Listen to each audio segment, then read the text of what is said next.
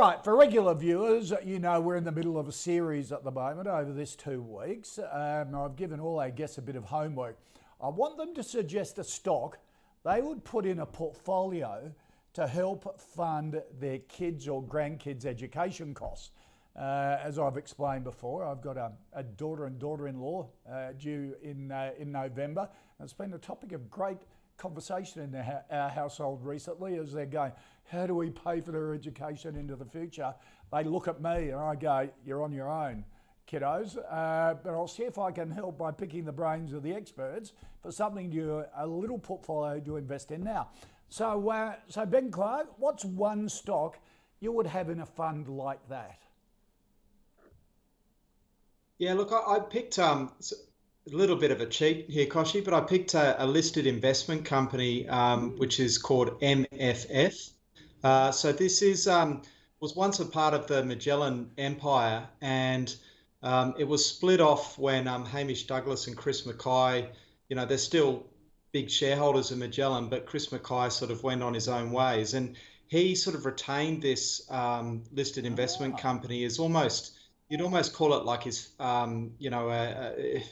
almost like a family trust, I suppose, or an in-house investment portfolio, which he's the largest shareholder of. And through, if you buy shares in this one stock, you effectively get exposure to businesses like Visa, MasterCard, Amazon, Facebook, Microsoft, etc., which is, I think if I'm about to have to start paying school fees in a year myself, and it is fairly daunting when you look at how much it does cost. So I think it's a great advice to try and plan toward it. I think the advantage with this one is you get exposure to some of the fastest growing businesses in the world. It also pays quite a nice dividend, which they've decided they're going to effectively double over the next couple of years. So there'll be a bit of income starting to spit back out of it, which can help meet those school costs. And the other thing is, because of the unusual nature of this trust, it's extremely low cost. They basically don't charge a fee, and there is no performance fees. So there's not a lot of money that's going at the fee line. Wow. That's fantastic. And while Magellan is, if you like, has the Mick Jagger profile, this is Keith Richards in the background doing a bit better. Well, certainly doing a bit better at the moment. But the only real cost that goes out is they pay like a fixed research cost to Magellan for access to their analysts and analysis. Right. But there's great. no MER on top of that. Yeah, so look, I think Chris Mackay's obviously very well regarded. He's got plenty of skin in the game, and I like the area that it gives you exposure just by buying the one share rather than trying to do it yourself. Excellent. Now, Owen, you've gone for a US stock, listed stock. Yeah, Koshi, I think that was a great tip there.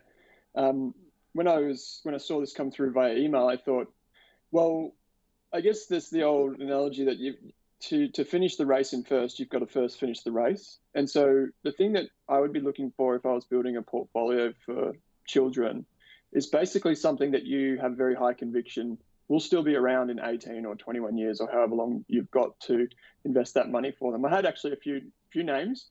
Like Ben, I came up with a couple of funds as well and an ETF, an ethical ETF, but I've decided to go with something which, from my kind of financial literacy and education background, I thought would make it more relatable. So the company that I went with is Disney, and we did a whole month on this company recently on our podcast. But basically, Disney is coming up on its 100-year birthday, so it's almost 100 years old.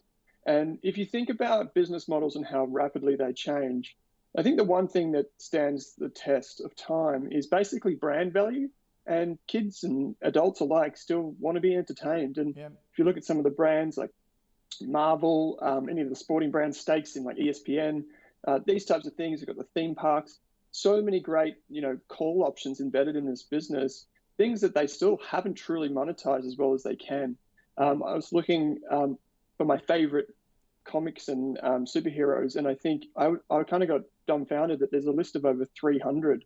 So we kind of know that, the 10 or 20 from Marvel. But there are still so many kind of intellectual rights embedded in this business. And yeah, I'd buy a small stake in Disney. That's fantastic. A company that continually evolves and does it so well.